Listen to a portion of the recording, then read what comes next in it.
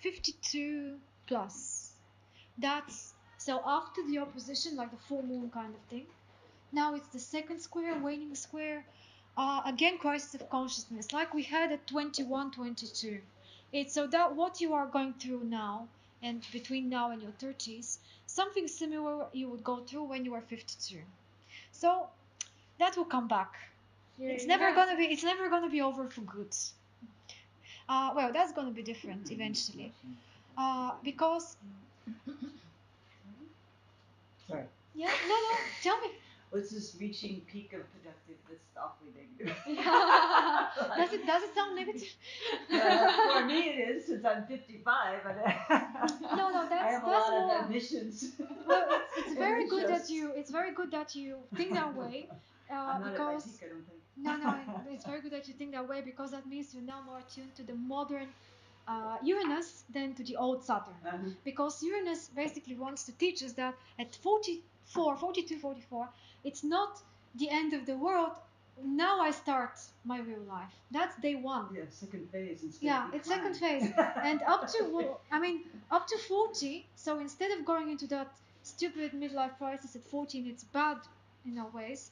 Then at 40, what you may have realized is that now is really when it all begins. And the chances are, because now human life is so much longer, chances are I'm going to live up to 84, maybe more even. So I now have a chance to repeat the whole thing, but more mature, knowing what I'm doing, with experience, and so on and so forth. So many people in the Western world, where things are a little bit more advanced in societal base, do that change of career thing in 42. And when children are, maybe if they had children in their 20s, children are already a little bit grown up, parents are, out of the way, or maybe even if you take care, you are so much more independent, and you can choose your own course, and that you have enough years in front of you. It's not only until 60, it's probably until 90, to produce something new, to start a new business, learn a new skill, and still be successful. One more time, even though society may teach you Saturnian lessons, which are already a little bit outdated. All that we're talking about here is a little bit outdated, because, don't stop at 42. I hope I don't stop at 42. No, it's like this, oh, you hit it and now it's Yeah. gonna go. And then, I mean, we're adjusting ourselves. Like, people are evolving as societies are evolving. Now they know about those 3 planets after Saturn. Maybe in another 100 years they would know, they would have discovered even more planets, and those planets may have been integrated in the astrology of the future, which is not relevant to us because we're living in these times.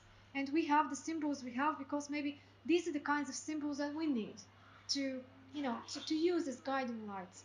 But before these 3 were discovered, people didn't need them actually, because societies were not individualized. People were not very much bothered about my own destiny or my individuality. It was, oh, I'm part of a community, I'm part of a bigger, thing. That's why everything ended to Saturn. But now, and these planets, the other 3, they were always there. They were just not visible. And maybe it's not strange that they became visible when they became visible. It's very interesting. I want to a little bit detract, but it's very interesting that the cycle of Uranus, the one after Saturn, which was discovered in the 18th century, is 165 years approximately. Then the next planet was discovered 1 century after that, and its cycle is twice that much. It's oh no, sorry, what am I talking about? Uranus is 84, as I already said. Neptune is 165. So 165 is almost twice 84. Yeah? So 2 consecutive discoveries of 2 planets which have cycles which are, the first one is 2 times the second one. And is that a coincidence? We don't know. You can think of it the way you want to think of it. And then 1930, the 20th century, they discovered Pluto just before World War II. A lot of the symbolism of Pluto has a lot to do with what happened with the World Wars. And Pluto was discovered in 1930. Its cycle, 250 years, almost twice the one of Neptune, the one before it, and almost 3 times the one of Uranus. So What are we dealing with here? I don't know. Maybe this century they will discover another planet, and astrology may be able to integrate it, because these three are the planets of transformation beyond the physical world. And now we start being open to things beyond the physical world. Yeah? I don't know. Worry about it. My mother just started a new business when she's 63. So, yeah? Yeah. It's not that 52 is the peak of productivity. It's the way it feels to most people, but it doesn't have to be. It's in society, it's the peak of productivity, because that's how far they allow you to go if in your profession, if you are stuck in a profession. But if you are nowadays, you're free to set up your own business or do whatever you want to do. There are so many other options, and you can very easily continue working until the last day. Who is going to stop you, and why should you be stopped? There is so much lost potential in that, especially when you are in your most productive years. So 52. Especially if you're raising kids in your 30s and 40s, and then you can be way productive professionally sometimes after you don't have that obligation anymore. You have a lot more time and confidence and et cetera, et cetera. Exactly. But what really is very heavy here in this age, I've heard from others, which are, I've been raised by grandparents, and all through my childhood there were so many people who were much older. Almost everybody around me was much older, and up to this day I get along better with people who are older for one reason or another. Just we kind of speak easier together, and I feel attuned.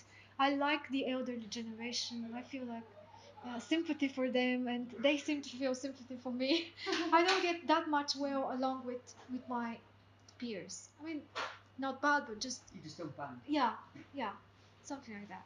So that's why I feel like maybe I have something to say about this age, even though I may appear to you very young to have any say about this age. But they say that here it's again a review. The person starts reviewing, oh, what are the results, especially the bad results of what they've done so far. Maybe they have been failed marriages, maybe there have been some trauma, some um, periods where you weren't very successful, and you are now in this age, you probably are carrying a very uh, heavy load, very lots of burdens of those memories of things that happened to you. And if they were not always positive, which at least one or two of those things were not very positive, this may stop you here. It may make you depressed again, and not wanting to continue, and wanting to actually retire, early retirement, especially if you abused your body in the 40s, in the midlife crisis. If you decided to put your body in such a test in the midlife crisis that then in the 50s it started asking for the bill, It's interesting that you said that about your friends, the people that you bond with more, because I tend to have friends that are your age more, because I think people my age are starting to get into this direction. They're reaching the pit, you know what I mean? They're like thinking, okay, I'm getting older kind of now, and I don't think that way, Yeah. So that's why I relate more to women in their 30s and 40s a lot. This to me sounds like a great period, because you don't have any more children, maybe. They're already grown up. Right. If you have parents, maybe that situation has already been resolved.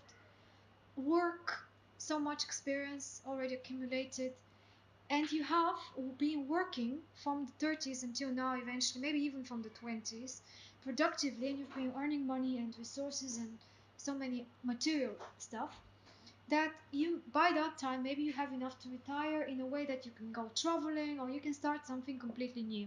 Many people begin a new education in that age. They start studying something new or contributing in a way that they didn't have the chance to do up to that age, because they were so busy with age-related responsibilities. Saturn, the responsibility, area.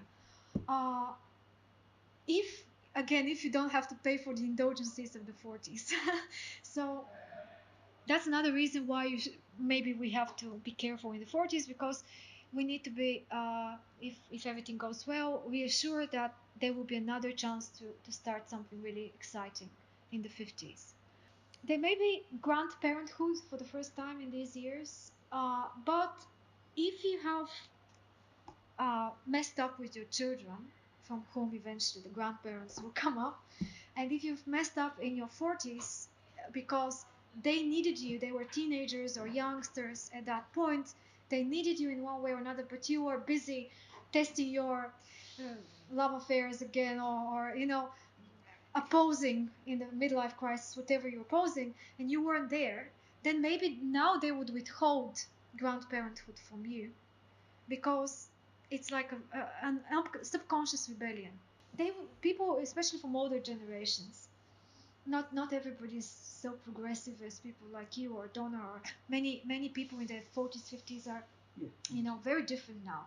But most of the people, the general public, will be still living in the previous century even.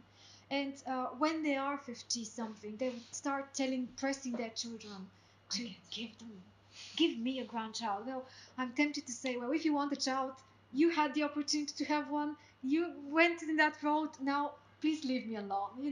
It's not the point. The point is, and that would be such a great thing, it really gives a very fulfilling sense probably of accomplishment if you do have a grandchild in your 50s. But if you're pressing to, and if you don't start your own new thing, and you only sit back and expect that your children are now going to make your life for you, maybe they would rebel and they would not want to do that. So and then if you're lucky, then you get the grandchildren, and without all the responsibility of parenting them and disciplining them and just playing with them. Maybe, I don't know. That's the ideal situation. Yes. But what's really difficult here, that people really start feeling alone, because maybe it's not that you want to press your children, but they're already somewhere and they're not with you all the time. You are alone. Many people get alone in this age. By that time, they would have lost parents, most likely.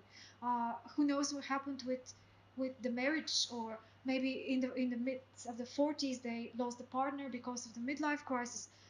Very often people are alone here, and that can prevent them from really seeing the potential of that age, because they go into depression. Actually, all these stages that we run through were the same in one way. You either get depressed by what's happening, or you get rejuvenated and you start again, which is just great if you do.